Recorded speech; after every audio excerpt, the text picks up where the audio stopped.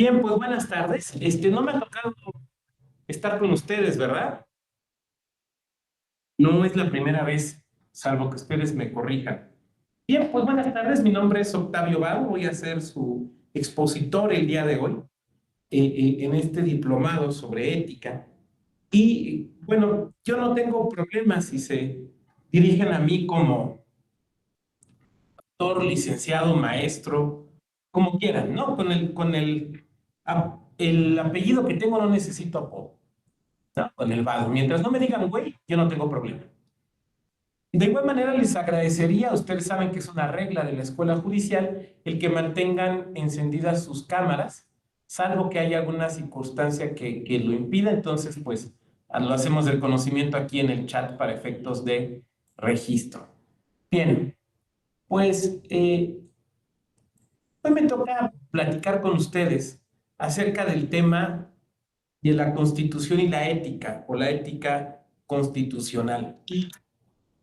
La realidad es que es un tema no solo bastante interesante, sino que en lo particular a mí me provoca varias reflexiones, incluso desde una perspectiva esencialmente práctica, ¿no? Yo soy de quienes creen que si la teoría no nos sirve para explicarnos la práctica, pues no nos sirve de mucho. No creo en las famosas discusiones bizantinas, ¿no? Están los musulmanes tomando Constantinopla, pero discutimos si los ángeles tienen ombligo.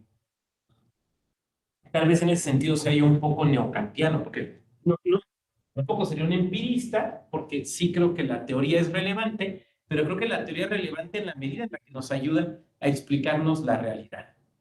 A ver, yo quisiera empezar planteándolo justo así, desde una perspectiva práctica. Y así se lo voy a contar con una anécdota personal.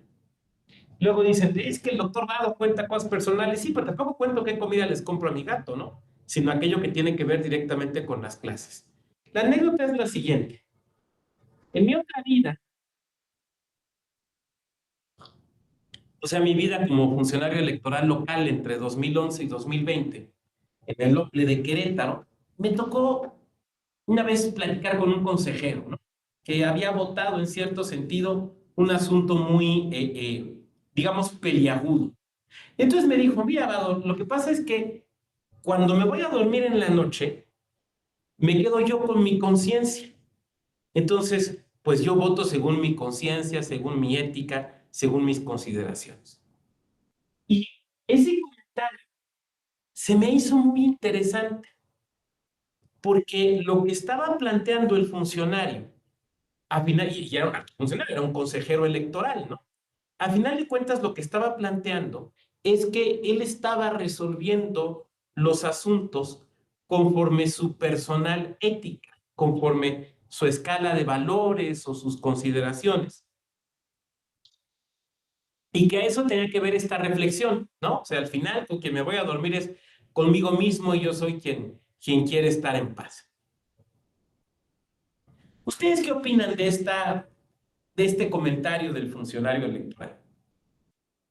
¿Qué les parece?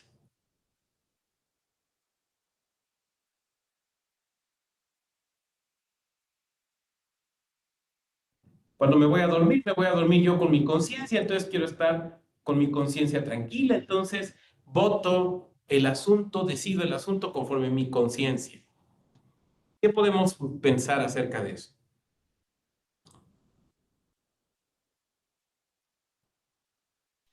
Que de alguna u otra forma, bueno, esa forma de resolver podría no ser compatible con algún principio como autoridad resolutora, no sé, pudiera ser no ser imparcial en razón de que sus principios, sus valores no podrían distar de aquello que se le podría exigir como consejero. Ok, muy bien, muchas gracias, Ramiro. Gabriela, Raúl, ¿qué opinamos?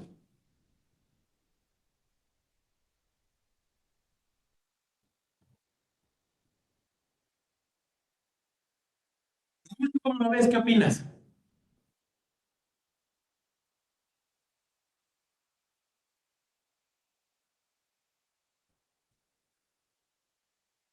Sí puedes activar tu audio, Raúl, tu micro más bien. Sí, doctor, es que se entrecorta mucho mi internet. Escuchamos. Le digo, se entrecorta mucho mi internet y no lo escuché bien. Me quedé en la parte donde usted hablaba la ética constitucional. Pero no escuchaste mi comentario acerca de lo que me platicó este consejero electoral. No, no, no. Le digo que se estaba Oh, cortando mi audio. ok, ya está, ahora sí ya escuchas mejor. Sí, más o menos. Es que acá en mi Bueno, casa sufrimos mucho de eso.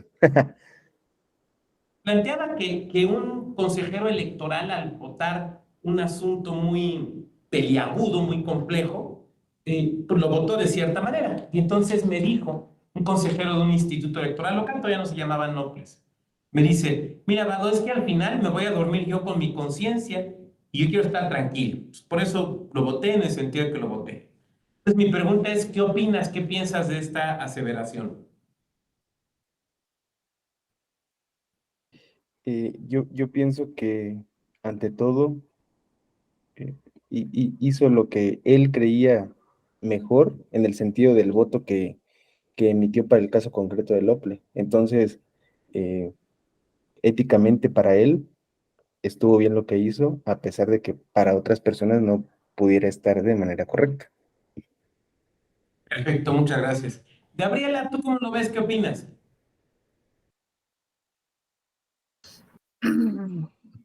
Bueno, queda muy, para mi punto de vista, queda muy abierta el comentario, porque dice, para que yo duerma tranquilo, ¿no? Hay que ver si es para el bien propio o para el bien del OPLE, o sea, no sabemos realmente a qué se esté refiriendo, ¿no?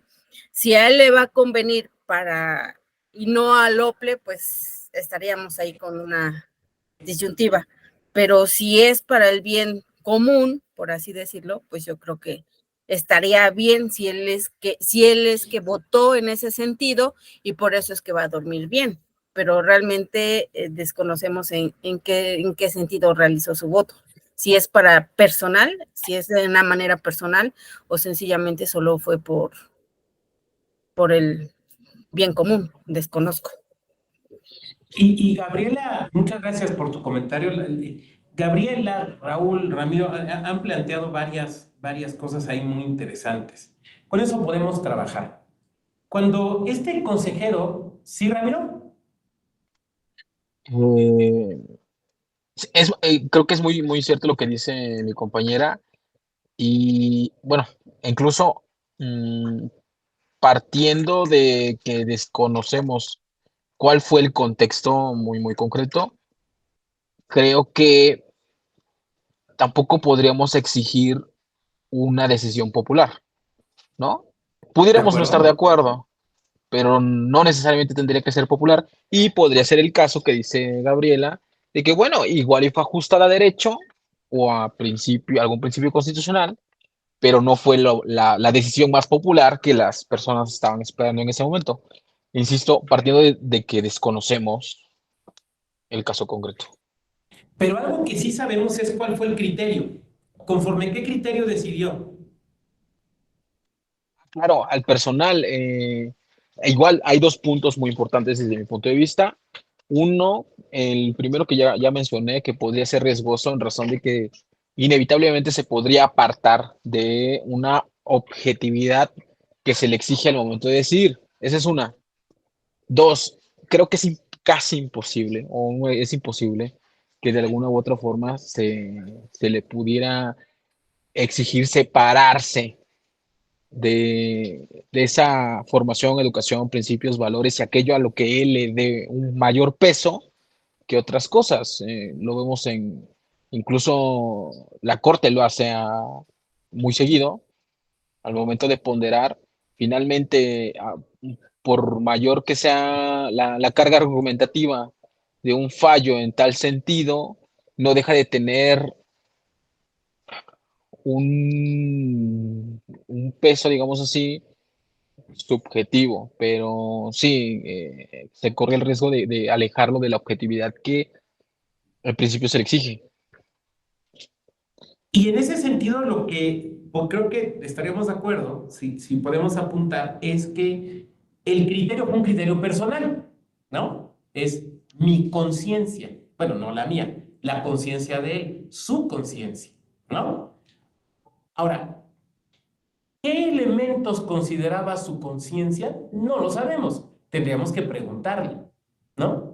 Pero podrían ser muy variados, ¿no? Por ejemplo, podrían ser muy variados, pero sobre eso vamos a ir construyendo. A mí me recordó, en primer lugar, una frase que, o sea, lo que me provocó fue primero una frase, un pensamiento, que fue, ¿y quién le dijo que ser consejero electoral era para dormir bien? ¿Ya? ¿Quién le dijo que ser consejero electoral era para dormir bien? Yo fui consejero electoral de un OPLE y vean, me sé que me veo de 50, pero tengo 25. No, pero lo que sí quiero decir es que Gabriela tapeló los ojos. No, pero ya hablando en serio, lo que quisiera decir es que mi calvicie no solo es genética. Ser funcionario o funcionaria público, particularmente de cierto nivel, no está hecho para que duermas bien, no está hecho para que descanses bien, no me refiero a que quién te dijo que es para que tengas la conciencia tranquila. Con esto estoy empezando primero a plantear un punto, ¿no? Si tú eres juez constitucional, si tú eres jueza constitucional, ¿quién te dijo que es para que puedas dormir muy bien? Porque la función pública, que yo sepa, no está construida para eso. Esa era una primera reflexión. Y en una segunda reflexión me hizo recordar una frase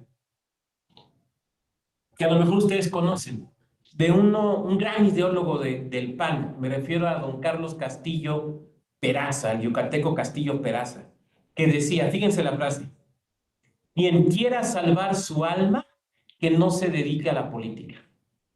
Repito, quien quiera salvar su alma, que no se dedique a la política. Y me recordó también, en tercer lugar, una anécdota que me supe de un gobernador.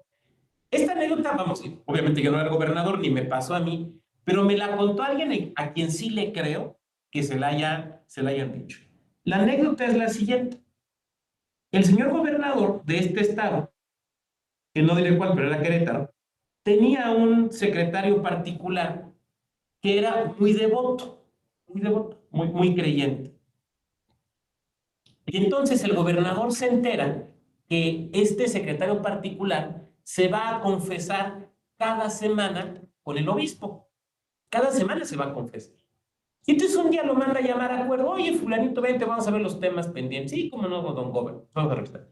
Y al final le dice el gobernador a su secretario, le dice, oiga, me han dicho que usted se va a confesar todas las semanas. Sí, pues es que para poder juzgar la misa. Ah, muy bien. Oye, ¿con quién se confiesa? No, pues con el señor obispo. Y entonces le hace una pregunta civilina al gobernador y le dice, oye, ¿y confiesas tus pecados o los míos? ¿Se fijan la pregunta? ¿Confiesas, o sea, le dice al particular, ¿confiesas tus pecados o los míos? Evidentemente, al señor secretario particular le importaba mucho la salvación de su alma, ¿no? ¿Y quién podría considerar que eso está mal? O sea, ¿quién podría considerar que está mal dedicarse a pues, estar bien en el espíritu, en el alma, como ustedes le quieran llamar, y conforme la confesión o no que cada uno de nosotros tengamos? Pero la pregunta me parece que sigue siendo válida. Ser funcionario público, sobre todo de cierto nivel, implica dormir con tranquilidad, lo cual me parece que nos hace plantearnos la existencia de distintos niveles a los cuales tenemos que llevar esta discusión. Me parece que en primer lugar tenemos que hablar de una ética personal, ¿no? De un espacio personal de lo ético o de lo moral, de lo que a nosotros en lo individual nos parece correcto y adecuado a nosotros, a nosotras en lo individual, nos parece correcto y adecuado. Necesariamente, esto va a ser una construcción social, ¿no? Necesariamente va a ser una construcción social y eso quiere decir que va a estar predeterminado por el lugar en el que nos encontramos, por la educación que hemos recibido, por el entorno en el que nos encontramos. De manera tal que que no somos ajenos a eso y que está determinado por factores que incluso salen de nuestro control. Pero esa ética personal, esa moral personal, nos hace conducirnos de cierta manera y además nos hace juzgar, y no uso la palabra de manera fortuita, ¿no? Nos hace juzgar la conducta de las demás personas a partir de nuestro propio criterio, lo que a nosotros nos parece justo, adecuado y correcto. Lo voy a poner en palabras que no son mías, sino de un antiguo ministro de la Corte, Genaro David Góngora Pimentel, que en uno de sus libros cuenta esta anécdota. ¿Ustedes saben quién es el santo patrono de las abogadas y los abogados? Es un abogado francés llamado San Ivo, San Ivo. De ahí viene el nombre de aquel delantero del Necaxa, Ivo Basay y demás, San Ivo. Y se cuenta que San Ivo, siendo un abogado francés en época, no recuerdo si medieval o en el siglo XVI, me parece que medieval, está llevando un juicio y lo pierde. Y al recapitular sobre el juicio, se da cuenta que lo pierde por él. Cometió un error en tanto abogado y perdió el pleito. Y entonces lo que hace es resarcirle al cliente, ir con el cliente y decir, bueno, perdimos, pero mire, la verdad es que perdimos por mí, por burro, porque me equivoqué, por mí. Entonces le voy a resarcir el daño. Pero además, la promesa de no volver a litigar. Entonces cuenta Góngora Pimentel que entre los abogados que estaban platicando este asunto, pues todos admiraban la conducta de Ivo, ¿no? Pues es que así me hacen los abogados, está siendo responsable, una conducta heroica, que bueno, que es santo y bla, bla, un ejemplo a seguir.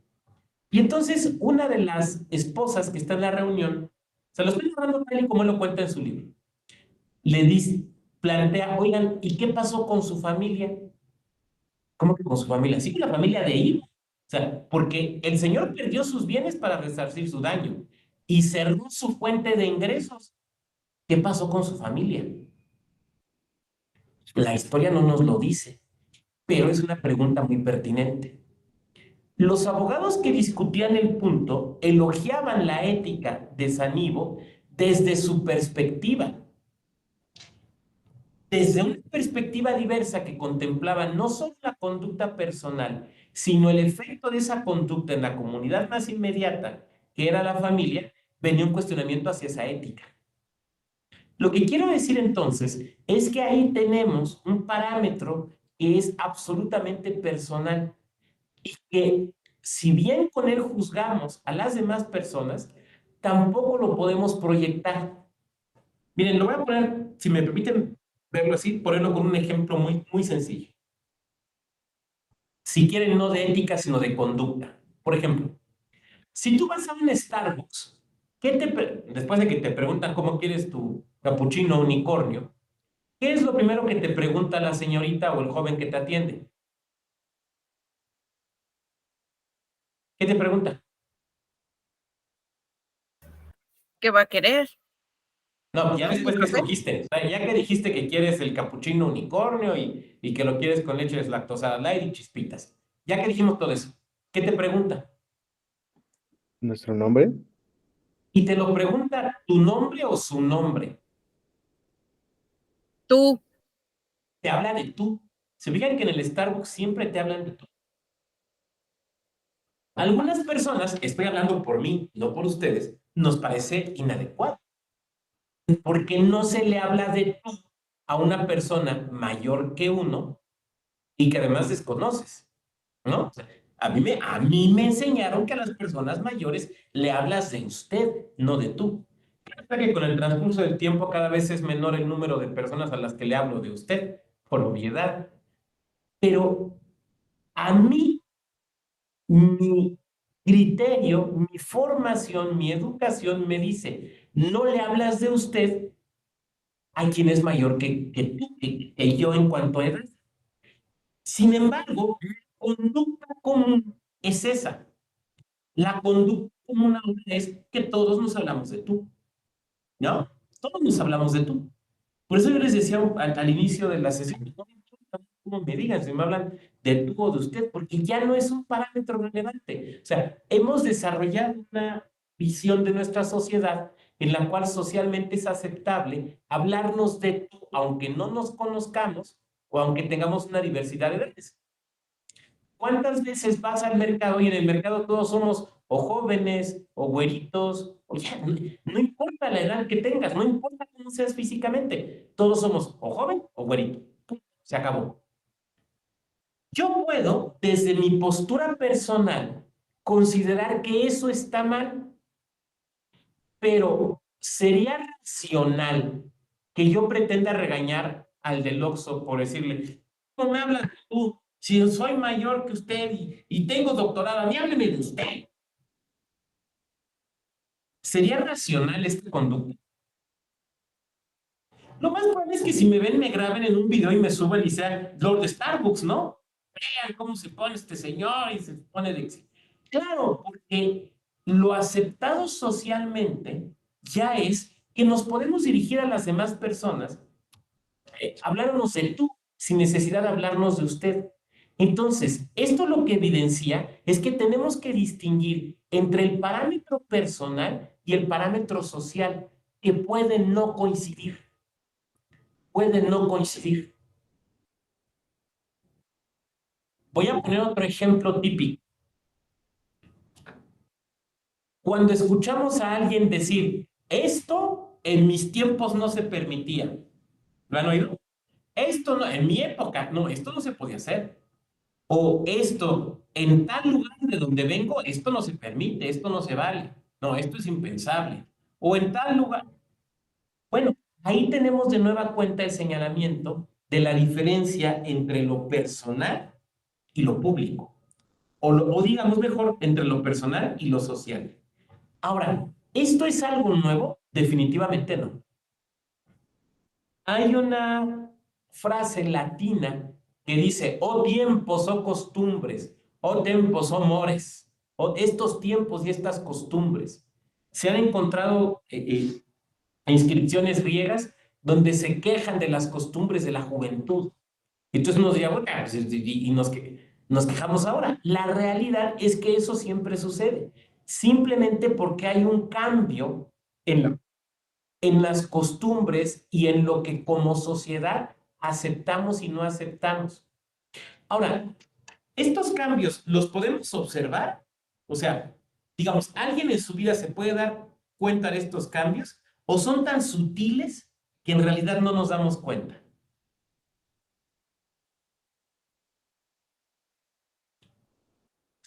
Pues la Nos verdad es podemos que, dar cuenta. claro, claro. ¿Y tú, por ejemplo, Gabriela, te has dado cuenta de algún cambio de este tipo? Por ejemplo, en la música, en mis Sí, tiempos no se bailaba reggaetón como ahora. se bailaba el reggaetón lento, ¿no? De esos que no se escuchan hace mucho tiempo, dice la canción. Claro, ¿no? O sea, el ejemplo es, ahora todos queremos traer el corte del peso pluma, ¿no? Yo me lo fui a hacer, pero se le pasó la mano al peluquero. No, no, desde luego, sí, desde luego. Pero pongamos otro ejemplo. A ver, ustedes y yo pertenecemos a generación, claro, yo soy mucho mayor que ustedes, a generaciones que fueron marcadas por la pandemia. ¿Cómo nos saludábamos antes de la pandemia?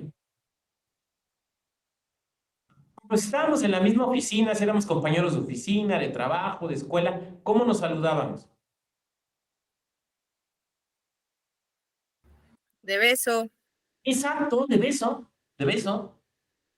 Y ahora, a veces ni entre familia nos saludamos de beso. Esa es una costumbre que nosotros observamos en nuestra vida cómo cambió rapidísimamente, ¿no? ¿No se les hace incluso hasta extraño cuando ves videos o cosas por el estilo del 2018, 2019, y ves que todo el mundo se saluda de beso y se aprietan y se abrazan y tú dices, y la verdad es que si te pones a pensar, pues no era una costumbre muy buena, ¿no? Porque tú nunca sabes dónde estuvo esa mejilla. Una vez un médico me explicaba que había una cosa que le llamaban justo la enfermedad del beso y que tenía que ver con eso, con que, pues, a ver, el ejemplo es el siguiente, o sea, imagínate que estás en la Ciudad de México y de repente vas en el metro y da un enfrenón en el metro, se te pega la cara aquí al poste donde van agarrados todos, donde vamos todos agarrados, llegas y saludas de beso, ¿no? Claro, eso lo observamos, pero también lo hemos observado en otras cosas. Quiero que piensen en lo siguiente. No los digan, pero piénsenlos. En dichos que usaban, por ejemplo, nuestros abuelos, nuestras abuelas, gente mayor que conocimos, que el día de hoy son absolutamente reprobables, ¿no? Y seguramente los recordamos. Ahora, los dichos que reflejan una conducta social esperada, ¿no? Una conducta social esperada. Por ejemplo, ¿qué sucedía hace 20 o 30 años cuando una mujer entraba a la cesárea y le pedía al médico, oiga, por favor, lígueme las trompas? El médico le decía, no, señor, usted todavía puede tener hijos, oiga, ya lo platicó con su esposo, oiga, es que tiene que meditar. Una serie de cosas que hoy no se pueden decir, que hoy no se deben decir, porque respetamos los derechos, pero que en ese momento no lo veíamos así. ¿Cuántas frases estereotípicas se utilizaban porque reflejaban una conducta esperada, lo que socialmente estaba esperado, pero que el día de hoy no son permisibles, no son permisibles? Eso nos refleja un cambio en la sociedad. Lo vemos muy claramente ahora con este fenómeno del funar o de la cancelación. Adelante, Ramiro. Lo mismo creo que de alguna u otra forma sucedió con la Segunda Guerra Mundial, en los juicios de Nuremberg. Finalmente, las personas que estaban siendo juzgadas estaban siendo juzgadas por haber actuado de cierta forma y su justificación era, de alguna u otra forma, que existía un contexto distinto al que en ese juicio se les estaba exigiendo. Claro, claro. Y además es muy interesante tu comentario, porque ahorita que hable estrictamente del punto constitucional, que para allá vamos, justo vamos a retomar el espléndido ejemplo que pones de los juicios de Nuremberg. Es el positivismo más pedestre o más inhumano, ¿no? Si lo podemos ver así. Y mira que lo digo yo que soy positivista, ¿no? Bueno, ok. Ahora bien, ese estándar crítico que nosotros tenemos es un estándar bajo el cual regimos nuestra conducta, ¿no? Y respecto del cual buscamos ser coherentes y congruentes. Pero hay un estándar social que puede ser distinto al que nosotros tenemos. No diré que mejor o peor, sino simplemente distinto. Ahora, estos dos estándares son necesariamente temporalmente y geográficamente determinados, ¿no? Yo recuerdo el caso, por ejemplo, de una ciudad aquí en México, no diré cuál, pero tampoco se trata de andar ventaneando ciudades, donde me explicaban que existían zonas a las que ibas con una familia o con otra. Yo, ¿cómo que con una familia o con otra? Dice, sí, o sea, si te dicen, vamos a una cena con nuestras esposas, tú vas con tu esposa o con los hijos que tienes con tu esposa. Pero si te dicen, vamos a una cena, a una reunión de parejas, no vas con tu esposa, vas con tu pareja. ¿Cómo que con tu pareja? Sí, porque aquí se acostumbra que tengan dos familias. Pero era lo acostumbrado, era lo esperado, era lo socialmente aceptado. Oiga, doctor, pero hoy sabemos que eso está mal. Claro, yo no estoy validando la conducta, yo simplemente estoy describiendo a fin de demostrar la evolución o el cambio en. Y esto me lleva, por ejemplo, a lo que planteaba yo hace un momento, el tema de las funas o las cancelaciones, ¿no? Esto es algo nuevo, o ya se presentaba anteriormente. O sea, este fenómeno de la cancelación en redes sociales, por ejemplo, ¿no? Entonces, de repente, tal persona hace algo que nos parece inadecuado, hay que cancelarlo. ¿Es algo nuevo o ya existía? Pues existe al menos desde los romanos, nada más que los romanos le llamaban damnatio memoriae. Los romanos hacían exactamente lo mismo, ahora, me van a decir ustedes, pero no tenían redes sociales. No, pero por ejemplo, lo que hacían era, si era una pintura, por ejemplo, y aparecía una persona cuya memoria querían olvidar, raspaban esa cara. O si se trataba de una estatua, por ejemplo, le rompían la nariz, los labios, alguna parte de la cara. Por eso se habrán fijado que hay estatuas romanas que, digamos, están básicamente íntegras, menos la nariz, porque era una forma de quitar los rasgos y de provocar el olvido de esa persona. Era lo que muy seguido aplicaban, por ejemplo, los emperadores. Bueno, esa es una figura, entonces decíamos que ya existe. Pero a la par de esta ética personal y de esta ética social, tenemos también otra que es la ética del sistema jurídico.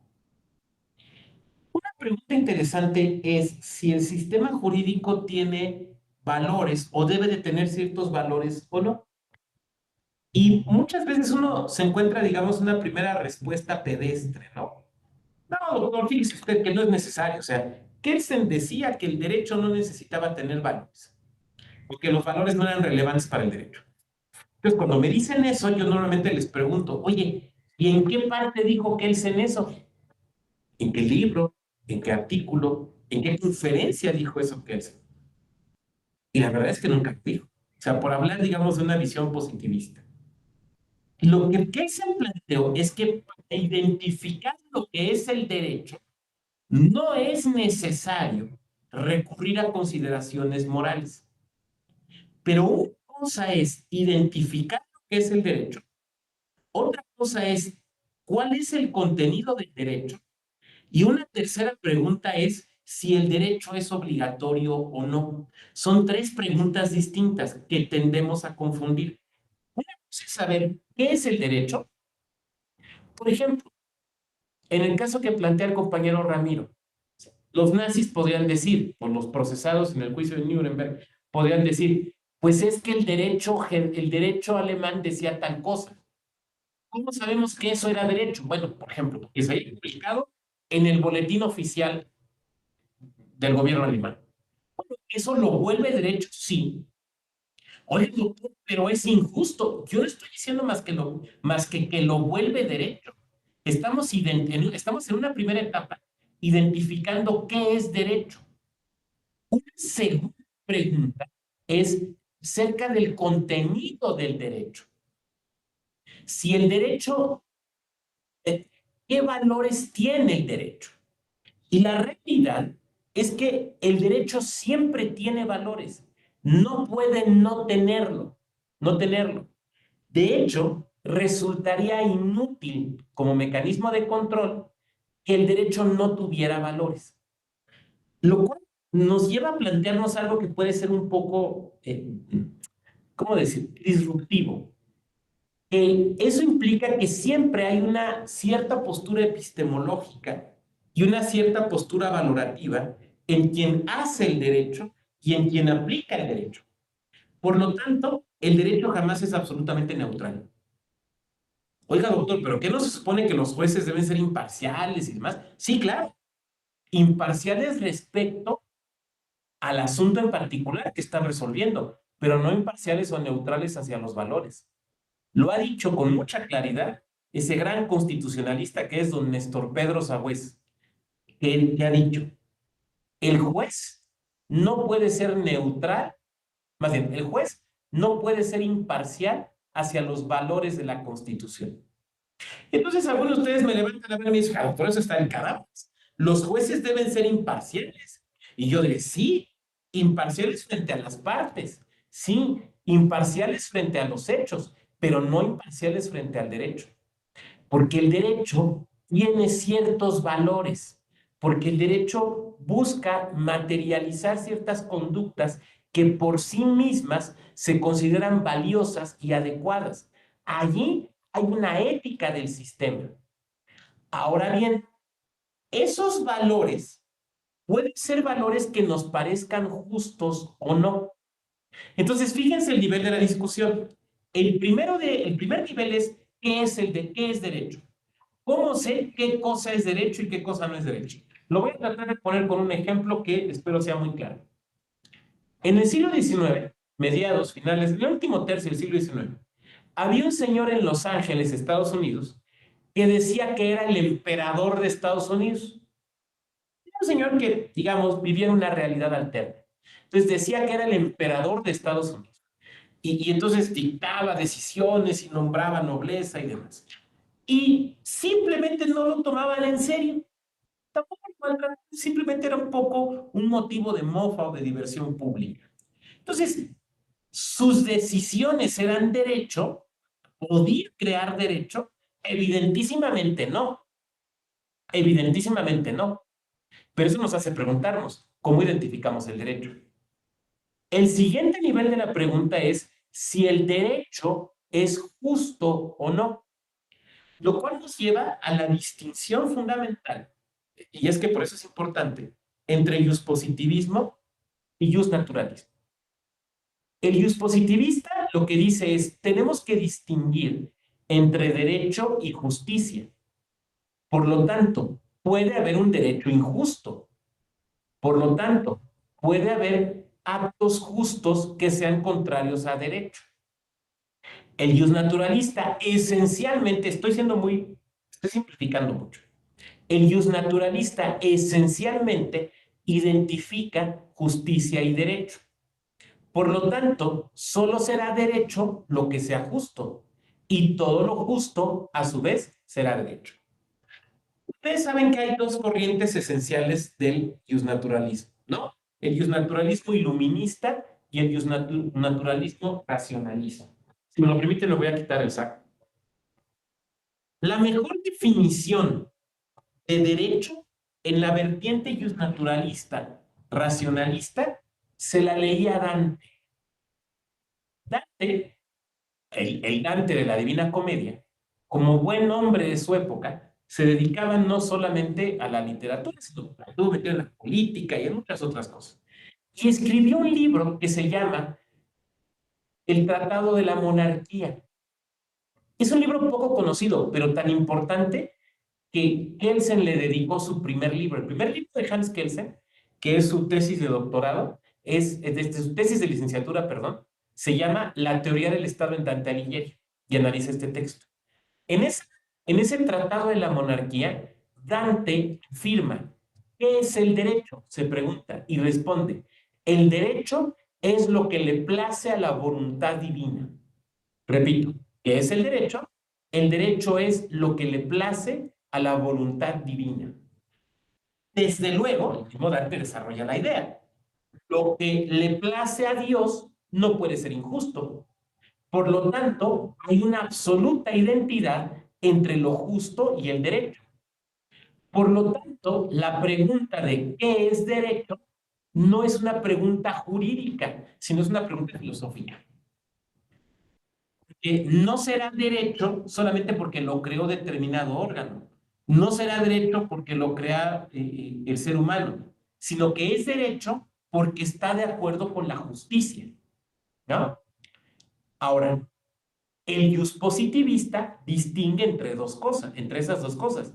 Una cosa es el derecho y la otra cosa es la justicia. El derecho puede ser justo o puede ser injusto, pero que sea justo o injusto no lo vuelve derecho, sino el procedimiento de creación y que provenga de ciertos órganos.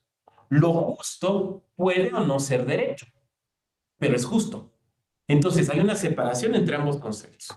Eso en cuanto al primer nivel de la discusión. En cuanto al segundo nivel de la discusión, entonces, desde la perspectiva naturalista, no existe más que un solo nivel. Desde la perspectiva positivista, están estos dos niveles. La pregunta es, desde el positivista, ¿el derecho puede ser injusto? Y entonces, desde una perspectiva, tendríamos que decir, no, jurídicamente, fíjense lo que estoy diciendo, jurídicamente no tiene caso preguntarnos si una disposición es justa o injusta, porque eso no la vuelve derecho. Pero filosóficamente sí nos podemos preguntar si la disposición es justa o injusta. Por eso se dice que aquí es donde se traza una distinción entre la teoría y la filosofía del derecho. La teoría del derecho tiene que ver con conceptos jurídicos propiamente y tiene que ver con la determinación de lo que es derecho. La filosofía del derecho se preocupa por los valores que están detrás de la norma jurídica, ¿no? Si es justo o es injusto. Ahora, aquí encontramos un problema. Yo no he encontrado, pero a lo mejor es mi limitada formación. Yo no he encontrado a alguien que postule que el derecho deba ser injusto. Nadie. Yo, pero necesitan. En un texto digo que el derecho debe ser injusto. Pareciera que hay una general aceptación que el derecho debe de ser justo. Por lo tanto, que en el derecho deben haber ciertos valores. Pero esto enfrenta un problema. ¿Cuál es el problema al que se enfrenta? O sea, si aceptamos, y es pregunta, si aceptamos que el derecho debe tener valores, que el derecho debe tender a la justicia, estamos en el segundo nivel de la discusión. ¿Cuál es el problema que se nos presenta ahora?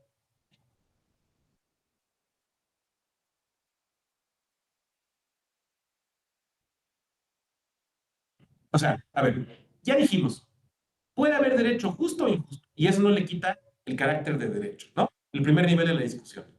Pero nos vamos al segundo nivel de la discusión. Bueno, pero idealmente el derecho debe tender a la justicia. Insisto, nadie dice, no, no, el derecho debe ser intrínsecamente injusto. O sea, el derecho debe de ser justo. ¿Ok? ¿Cuál es el problema que se nos presenta?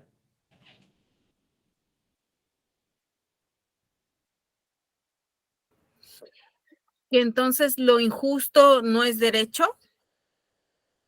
No, porque dijimos que ya no estamos en la identificación del derecho, ya lo identificamos. Y ya dijimos, el derecho puede ser justo o injusto, pero es derecho. Estamos en el segundo nivel de la discusión, donde estamos diciendo, el derecho debe tender a la justicia. Si no, o sea, un derecho injusto deja de ser derecho, no, pero diríamos es un mal derecho, ¿no? O sea, es derecho, pero es un mal derecho. Entonces, cuando nosotros decimos idealmente el derecho debe tender a la justicia o el derecho debe de ser justo, ¿qué problemas se nos presentan? Es muy evidente, lo que pasa es que a lo mejor lo están, son gente inteligente, lo están profundizando, no lo profundicen mucho. ¿Cuál es el problema? Está en la pregunta misma.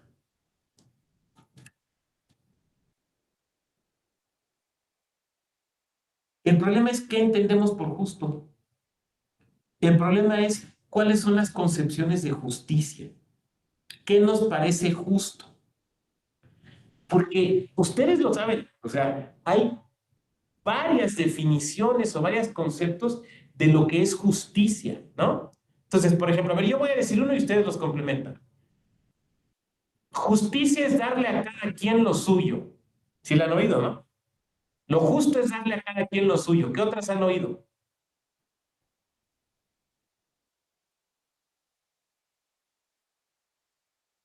Justicia es darle a cada quien según qué. Esa es la única frase. Lo que le corresponda. Lo que le corresponde. Justicia es darle a cada quien según su necesidad.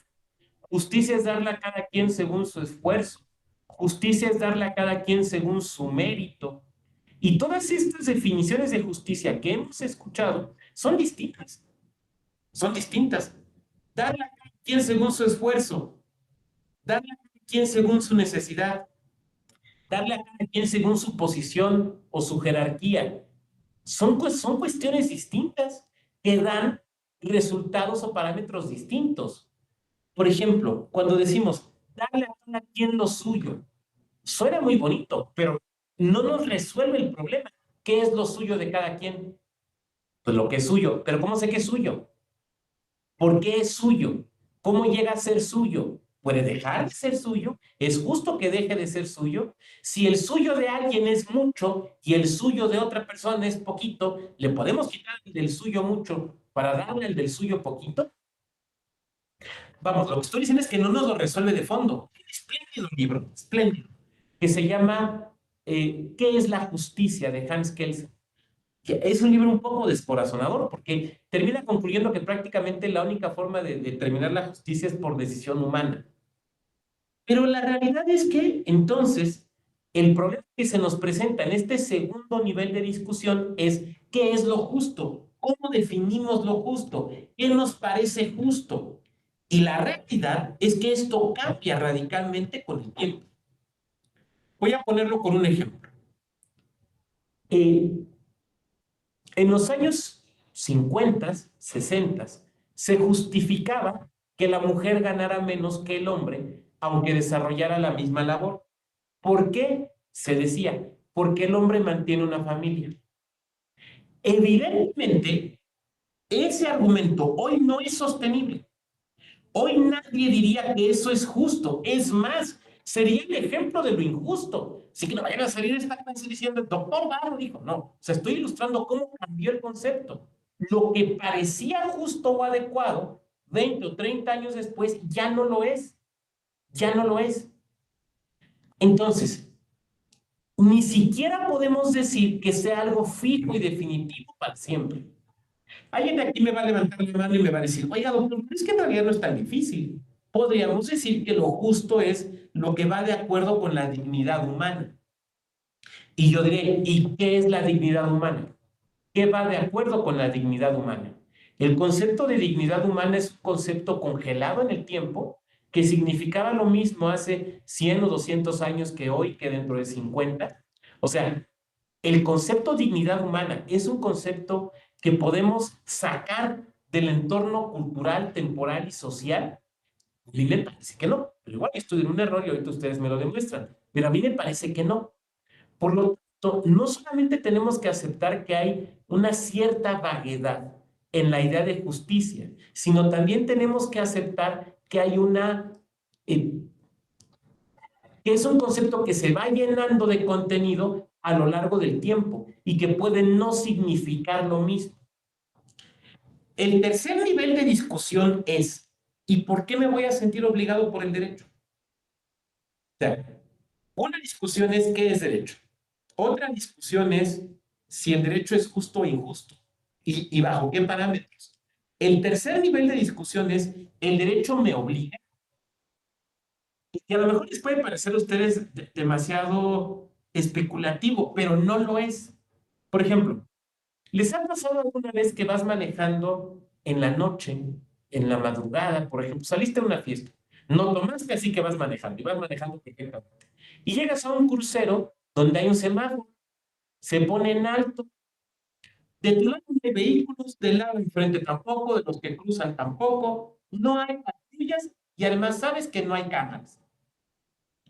¿Te sientes obligado a detenerte o dices, bueno, puedo pasarme el semáforo porque pues no hay nada, no voy a chocar con nadie, no voy a causar ningún daño, ni siquiera me voy a causar un daño a mí porque no hay cámara? O sea, me siento obligado a cumplir con la norma que me dice, no te pases el semáforo en rojo. Probablemente me empiecen a dar razones del por qué no. Bueno, doctor, si no pasa nadie, ¿cuál es el riesgo? Bueno, doctor, si nadie lo va a ver, ¿por qué no pasarse? Bueno, doctor, si no va a haber ningún tipo de consecuencia, ¿por qué no pasarse? Y podemos discutirlas, pero en todo caso me están dando razones para justificar por qué no se sienten obligados por el derecho. Por eso hablamos de 3 distintos niveles de discusión. Ahora, el segundo nivel, o sea, el nivel del derecho justo, tiene que ver con los valores del propio sistema y con los valores de la sociedad. El tercer nivel, en esencia, tiene que ver con nuestros valores. O sea, los nuestros, de cada uno de nosotros.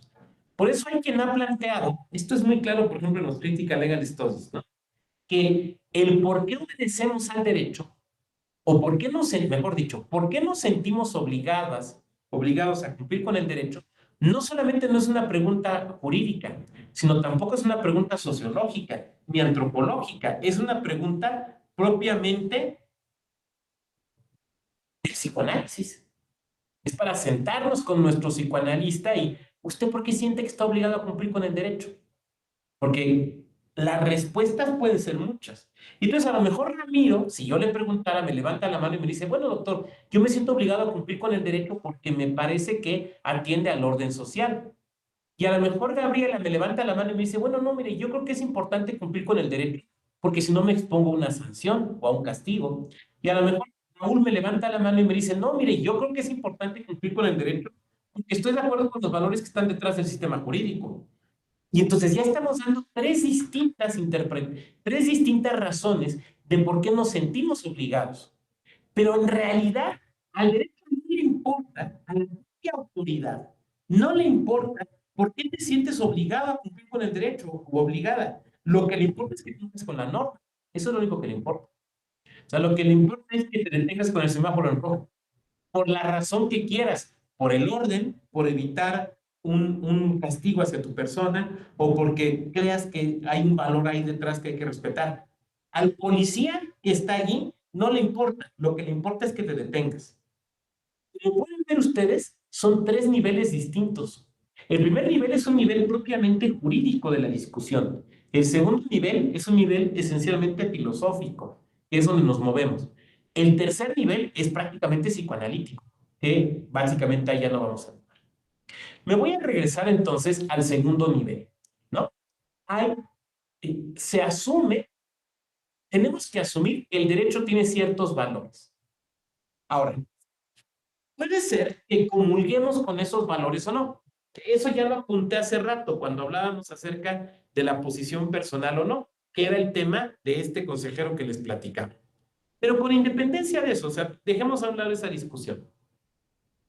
¿Cuáles son los valores del sistema jurídico?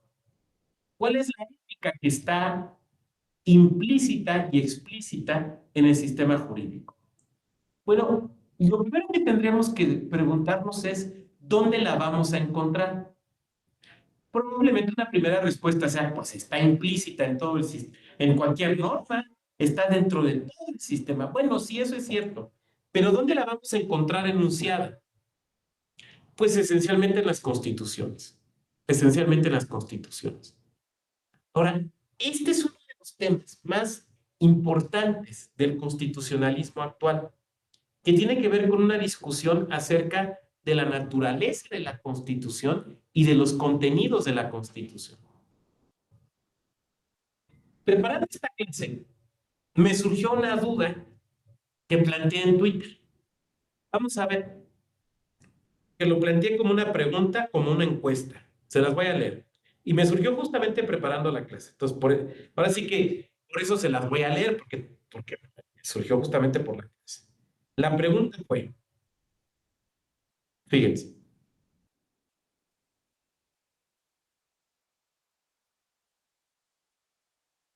las constituciones esencialmente contienen dos puntos. Y planteé cuatro opciones: reglas, principios, directrices políticas o derechos. De estas cuatro, ¿cuál creen ustedes que es la que va ganando? Reglas, principios, directrices políticas o derechos.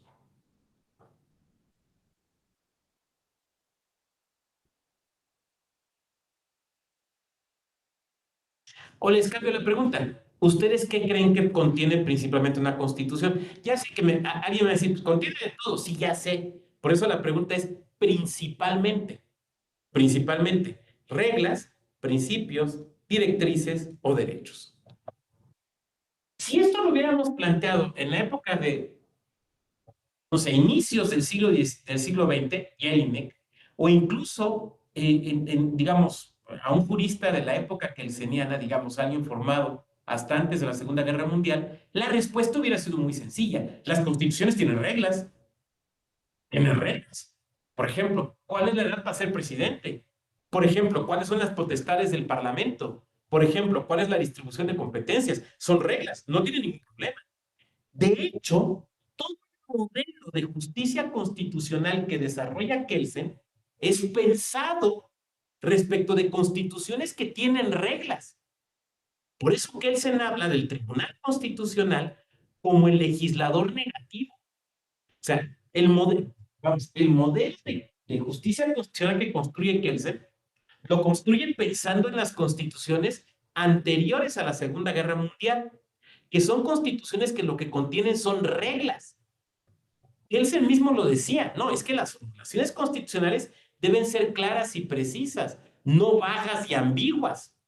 Si lo reviviéramos y viera, por ejemplo, la Constitución mexicana, cuando contiene principios, como por ejemplo, no sé, el principio en que las elecciones deben de ser libres, Kelsen diría, a ver, es que eso no significa nada. ¿Qué significa que sean libres? Defínanlo. No, es que deben ser libres, pero defínanlo. No, es que lo debe definir el juez al aplicar la norma. No, espérame, no. Diría Kelsen, la función de definir no es del juez, es del legislador.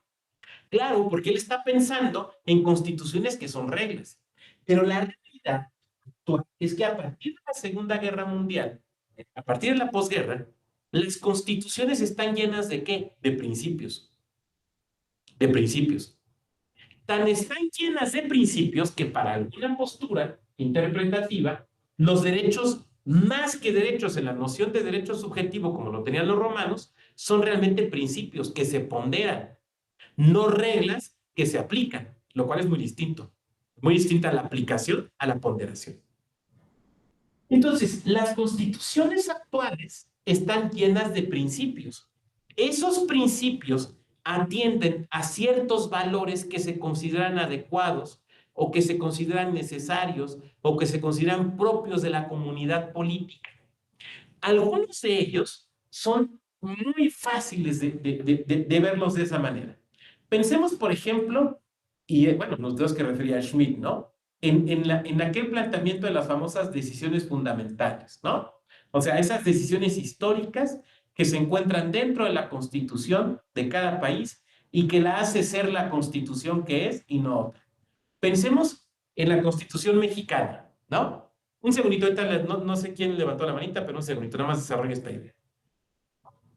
Nuestra constitución establece el principio de la separación de las iglesias y el Estado. A diferencia de otros países donde se jura el cargo sobre la Biblia y no se protesta, se jura, o de otros países donde un libro sagrado es la máxima norma, o de otros países donde hay ciertas iglesias o confesiones religiosas que son consideradas la religión de Estado, en México decimos separación iglesia de Estado. Es más, don Jorge Carpizo decía, no decía separación iglesia-Estado, decía supremacía del Estado sobre las iglesias. No son mis palabras, son las palabras de Jorge Carpizo. No se peleen conmigo, peleense con Carpizo, si es que se quieren pelear con él. Eso quiere decir que hay un valor esencial del Estado mexicano. ¿Cuál es ese valor? La separación iglesia-Estado es un principio constitucional. Detrás hay un valor. ¿Cuál es el valor? La laicidad. La necesidad. Sí, como Estado laico. Ah, la laicidad. Perdón, es que te entendí necesidad. Perdón. Sí, la laicidad, el Estado laico.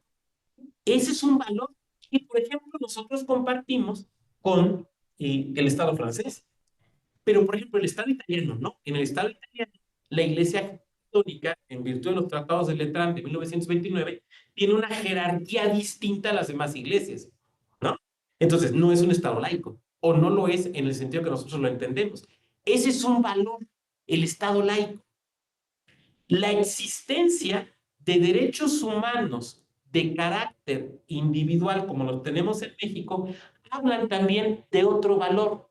¿De qué valor? Del valor de la vida humana frente al Estado. Si tú ves un Estado totalitario, no sé, Corea del Norte, ¿no? Si tú ves un Estado totalitario, el valor que se plantea es al revés, ¿no? Es el valor del Estado por encima de la persona. En un Estado totalitario, por definición, no puedes tener la razón contra el Estado. Lo decía Trotsky, ¿no? Creo que era, no, era Lenin, creo que era Lenin, lo decía. No puedes tener la razón contra el partido. Oiga, pero el partido dice que es de noche, ya está el sol. Pues es de noche, pero es que ahí está el sol. No puedes tener la razón contra el partido. Lo que da nacimiento, por ejemplo, a la idea de lo que se conoce como el centralismo democrático. No puedes tener la razón contra el partido. En un Estado totalitario, no puedes tener la razón contra el Estado. Es inderrotable, el Estado es inderrotable. En un Estado como el nuestro, más bien lo planteamos al revés. Los derechos individuales, los derechos humanos, son el límite del Estado. No es inderrotable el Estado, son inderrotables los derechos, ¿no? Bueno, ustedes han escuchado esas frases. ¿Qué son los derechos? Es la esfera de lo indecidible, decimos, ¿no? ¿Por qué? Porque el Estado no puede ir en contra de esos derechos. Bueno, ahí tenemos también otro valor. Por ejemplo, cuando nuestra Constitución dice el hombre y la mujer son iguales, o cuando prohíbe la discriminación, ¿no? ¿De qué valor se está hablando?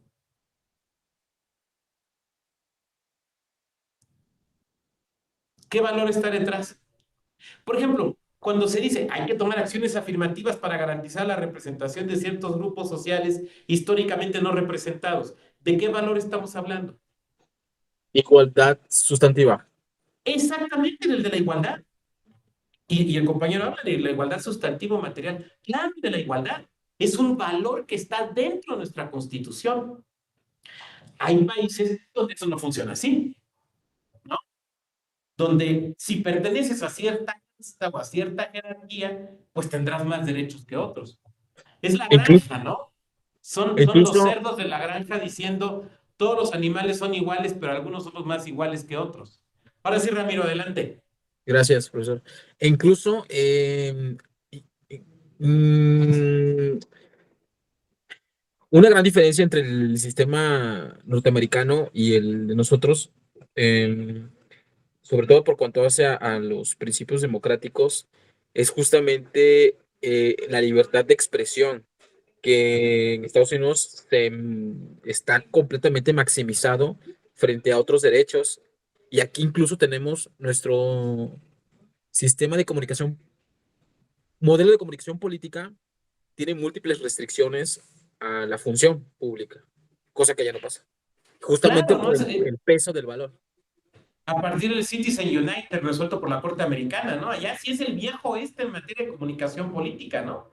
Ahí la regla es tense todos contra todos y a ver quién gana, ¿no? Aquí la tenemos radicalmente distinta. Pero eso explica el ejemplo que pone Ramiro. A ver, vamos a Estados Unidos. ¿Cuál es el valor principal en el sistema jurídico americano? ¿Qué es lo más valioso para un americano? En la declaración hace mención, bueno, la declaración de independencia hace mención a por supuesto, a la libertad y a la propiedad. No sé si se refiere a alguno de ellos. A ver, ¿y qué es más importante para un americano o para el sistema jurídico americano? ¿Qué es más importante, la vida o la propiedad? La propiedad. La propiedad es el valor más importante del sistema jurídico americano. Usted va a decir, ¿cómo? Encima de la vida. A ver, esto es muy sencillo. En Estados Unidos pueden condenar a alguien a muerte.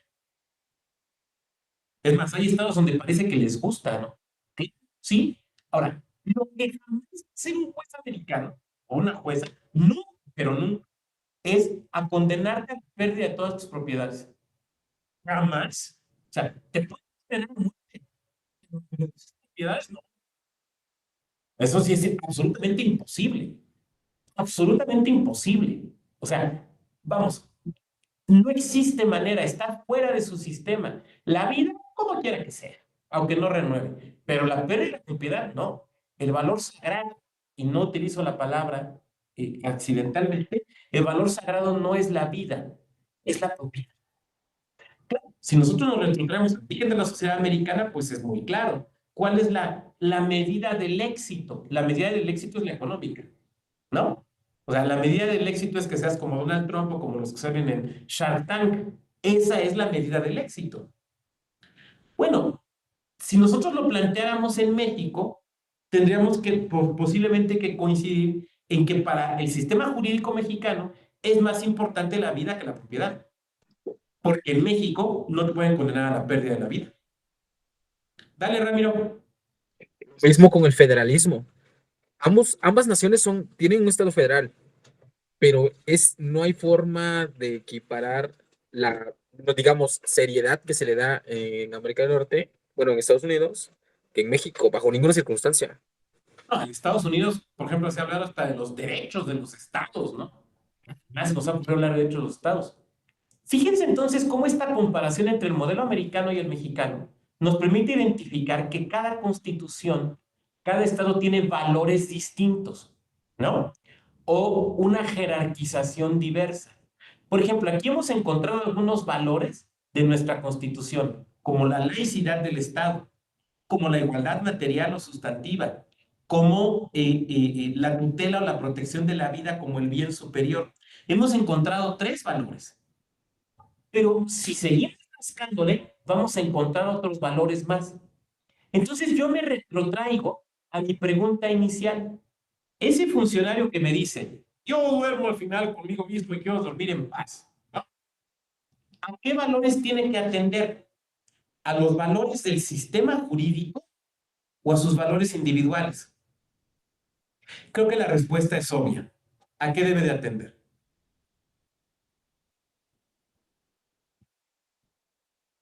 A ver, Raúl, ¿a qué debe de atender? ¿A los valores personales o a los valores del sistema? A los valores del sistema. Desde luego, a los valores del sistema jurídico. Ahora, si los valores del sistema coinciden con los valores de la persona funcionaria pública, digamos que no hay mayor problema, ¿no? O sea, no digo que no se equivoque, digo que éticamente no hay mayor problema. Pero ¿qué pasa cuando tus valores son distintos de los valores del sistema? Lo voy a poner con un ejemplo. Supongan este ejemplo. El ejemplo es el siguiente. Se discute en la corte de un país, no digamos en México, aquí ya es algo resuelto, se discute en la corte de un país si es válida la permisión, si es constitucional la realización del aborto o no.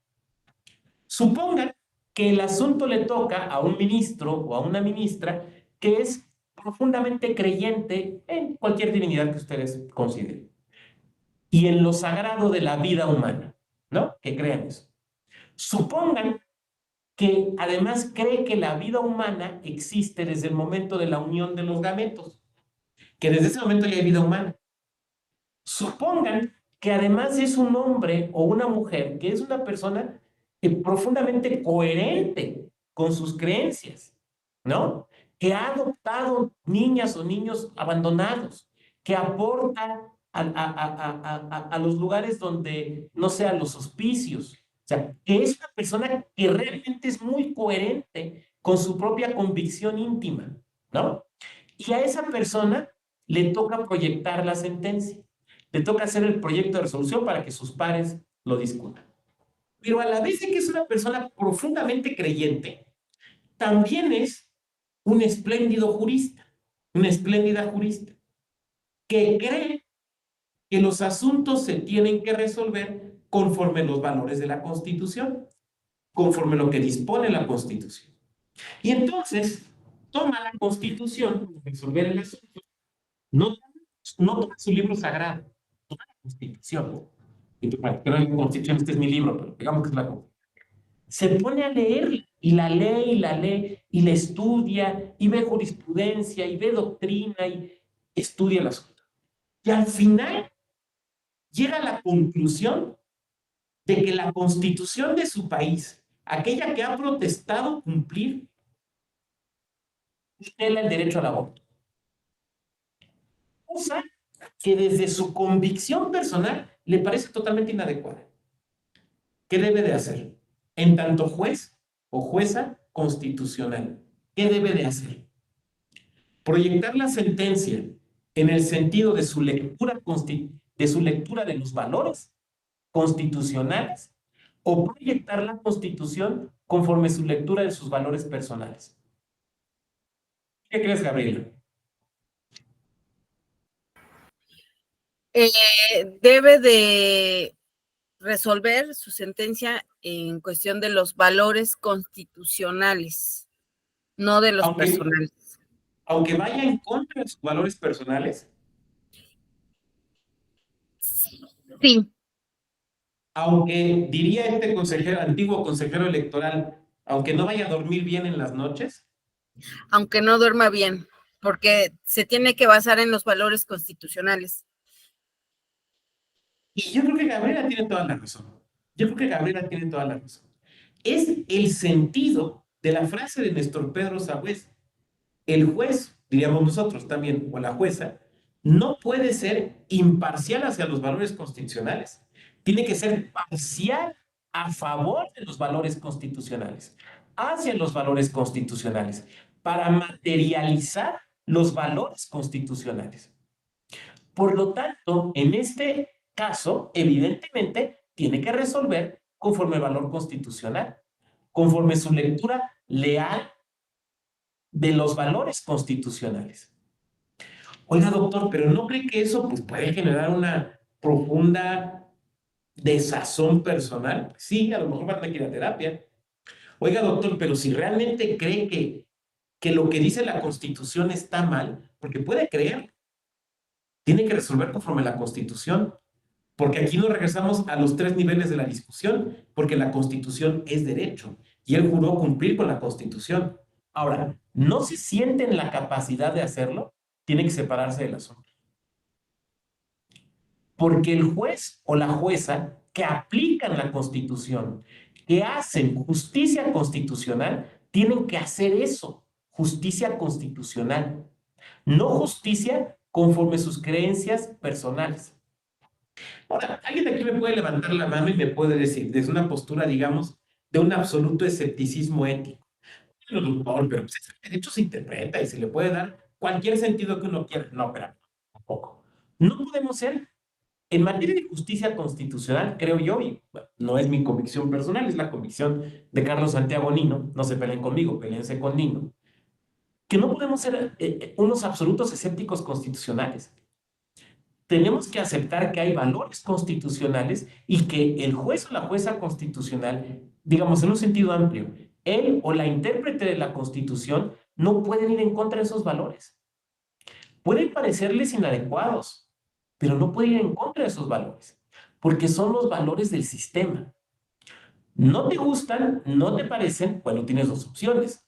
Ponte a escribir un libro crítico o busca que te hagan diputado o senadora y pon un cambio constitucional.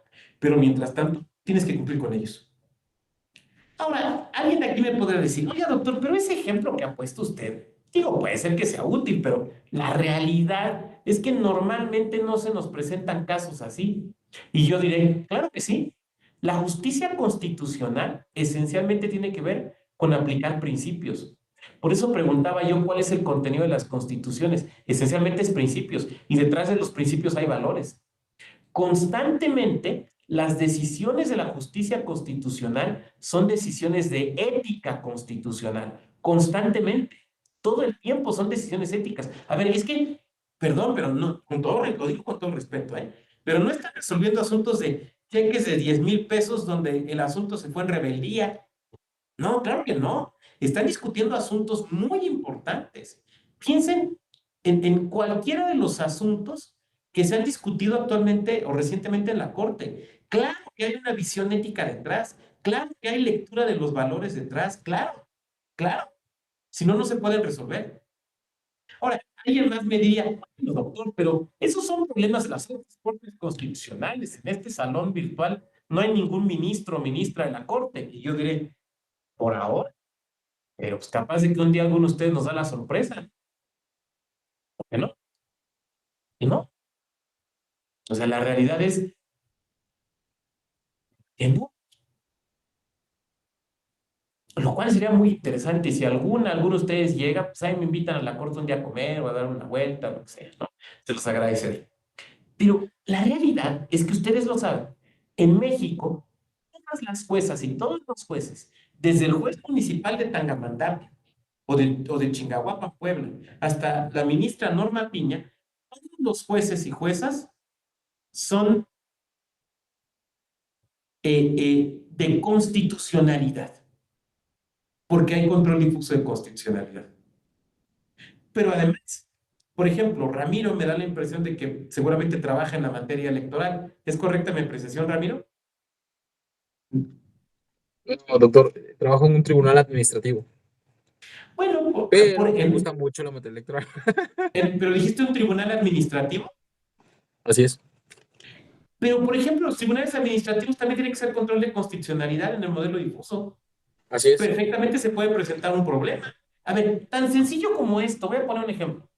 ¿Vieron este anuncio que se hizo en el norte? No quiero decir el estado porque me voy a equivocar. De que aquí está prohibido que los muchachos lleguen a la escuela con el corte del peso pluma.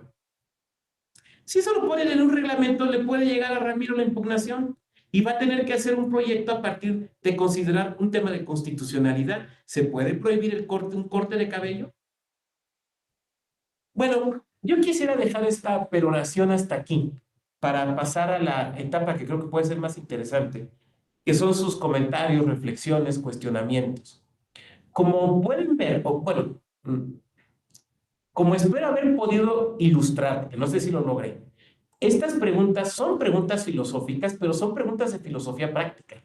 Son preguntas que nos hacemos quienes estamos en el día a día de la justicia, ¿no? O sea, no son preguntas meramente para un seminario de reflexión. Digo, qué bueno también, pues, pero son problemas prácticos. Son preguntas y problemas concretos que se nos presentan. Lo decía, no me acuerdo si era Stuart Mill, creo que era Stuart Mill, pero no me hagan mucho caso a la referencia, porque esta es una cita de Borges, pero no me acuerdo efectivamente, concretamente a quién se refería Borges, que algo en lo que se nos debería de educar a todas las personas era esencialmente en cuestiones éticas, porque todo el tiempo estamos tomando decisiones éticas, lo cual es cierto. Pero bueno, yo quisiera dejarlo hasta aquí para que pasáramos a sus reflexiones, comentarios, planteamientos, dudas o incluso refutaciones. Entonces, quien quiera hacer uso de la voz, adelante. Ramiro, Gabriela, Raúl, quien quiera opinar, adelante. Incluso, profesor, es complejo limitarnos solo a los principios y a los valores de la propia Constitución, en razón de que esos principios y valores no siempre van a entrar en conflicto con alguna porción normativa que tenga que ver con legalidad, sino que tiene un nivel de mayor complejidad cuando es un principio contra otro principio, ¿no? Por ejemplo, aquí, lo que platicamos hace ratito, libertad de expresión, que está en la Constitución, contra la equidad en la contienda, ¿no? Que también es de alguna u otra forma, pues es un principio constitucional.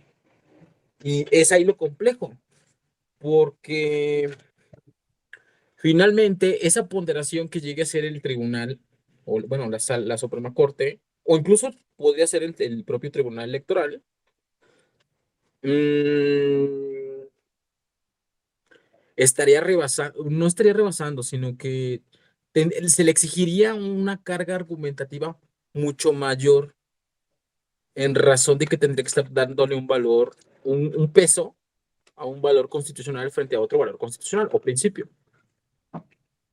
Y que eso desde luego nos presenta problemas interpretativos, ¿no? ¿Cuál es, por ejemplo, digo, no profundizo porque no es nuestra materia, pero lo podemos enunciar? ¿Cuál es el método a resolver cuando encontramos un choque de principios? Probablemente me digan la ponderación. Bueno, hay quien considera que la ponderación sí, pero depende de cómo consideres por ejemplo, los derechos. ¿Los derechos funcionan como principios o funcionan como reglas? Porque si funcionan como reglas, no admiten la ponderación.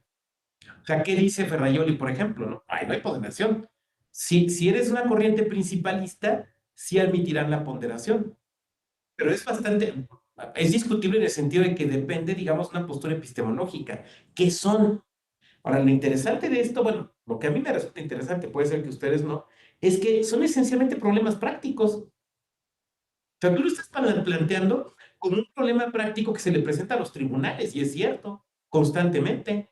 El tema de libertad de expresión, para no ir muy lejos, el día de hoy, hace unas horas, ¿no? La sala regional especializada del Tribunal Electoral establece que hay una responsabilidad de una gobernadora por violencia política de género por una serie de expresiones vertidas en un programa. Pero es que la libertad de expresión, ok, sí, pero hay que poner a la libertad de expresión con el derecho de la mujer a vivir libre de violencia. Pero es que chocan, sí, claro que chocan. Es que esa es la bronca, que tendencialmente chocan. Porque si no chocan, los jueces terminarían por ser sustituidos por el chat GPT, ¿no? Pero el problema es que chocan. Entonces exigen algo más que una mera aplicación mecánica. Ahora, esto desde luego es complejo, es opinable y es técnicamente difícil. Pero bueno, nadie dijo que fuera fácil. En base al comentario de Ramiro, me permití ponerles una sugerencia bibliográfica de un libro que a mí me ha resultado utilísimo, aunque un poco complejo, a mí, que se llama Ética y Derechos Humanos, de Carlos Santiago Nino. Es un espléndido libro que justamente nos habla de estos elementos que estamos platicando aquí. Muchas gracias, Ramiro. Gabriela, adelante. Perdón, ¿levantaste la mano? ¿No? Ok, no No. sé si Gabriel, perdone, yo como que vi aquí, pero me falló la computadora. Ah, Gabriela, Raúl, no sé si quieren hacer algún comentario, alguna reflexión. Bueno, en lo personal, yo creo que pues todo a partir de esta clase empezaré a analizar mis decisiones para empezar en qué nivel me encuentro, si es en el jurídico, filosófico, en el psicoanalítico, durante el transcurso del día para ponerlo en práctica. Es que todo el tiempo nos estamos moviendo ahí, ¿no? Todo el tiempo estamos tomando decisiones éticas. Ahora, puede ser que en ocasiones las tomemos prácticamente sin darnos cuenta. Y algunas decisiones las tomamos de manera automática. O sea, ves el semáforo en rojo y te detienes. O sea, normalmente no. O sea, aquí lo que hice fue evidenciar las 3 etapas de la discusión. Pero normalmente sucede de forma automática o ya lo asumimos.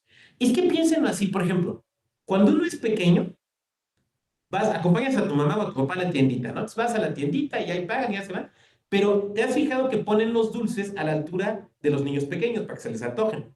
Entonces ves un chocolate que te gusta, lo agarras y te lo llevas. No le ves nada de malo, o sea, ni siquiera has desarrollado el concepto de bueno o malo. Entonces te dice tu papá, te dice tu mamá, no, es que tenemos que pagarlo.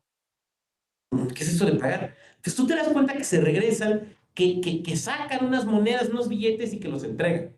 Y entonces entiendes que no puedes llevarte las cosas sin dar otra cosa a cambio. O que no puedes llevarte una cosa si no es con la autorización. Ahí está el sentido de por qué consideramos malo robar. Pero no es porque cuando nacemos ya lo traemos, sino que socialmente lo aprendemos, ¿no? Es un aprendizaje social. Se oyó ahorita la música porque estaba buscando un video que les quiero compartir. Se los voy a poner aquí en el chat. Es una entrevista que le hice a Roberto Gargarella acerca de Carlos Santiago Nino, del autor de este libro que les recomiendo, que tiene mucho que ver, o sea, el libro es Ética y Derechos Humanos, ¿no? Entonces, aquí en este video pueden ver un poquito la explicación acerca de estas posturas éticas tan importantes en el análisis del derecho. Muy bien. Raúl, ¿quisieras hacer un comentario? No es obligatorio, es pregunta, ¿eh? No, pero solamente señalar que creo que es muy importante que regrese la materia de ética a la educación básica. Ese es mi comentario. Pues sí, ¿no? Y sobre todo no es una perspectiva teórica. Bueno, sí, pero sobre todo es una perspectiva práctica, ¿no? El cómo aprender a tomar decisiones. Bueno, pues estamos acabando antes. Yo creo que se justifica en términos de que somos pocos y esto nos permite un diálogo más rápido y más fluido. Les dejo aquí estas recomendaciones que son a nivel de eso. O sea, lo que les estoy diciendo es que a mí me parecen interesantes, pero a lo mejor Gabriel o Ramiro ven el video o Raúl ojea el libro y dicen, tapa al perro, no me sirve. No importa. Son meras sugerencias de algo que tal vez les pueda resultar no solamente útil, sino también interesante. Pues de mi parte les agradezco mucho, no sé si nos volvamos a topar en el diplomado o no, si no, pues les dejo también las formas personales de contacto.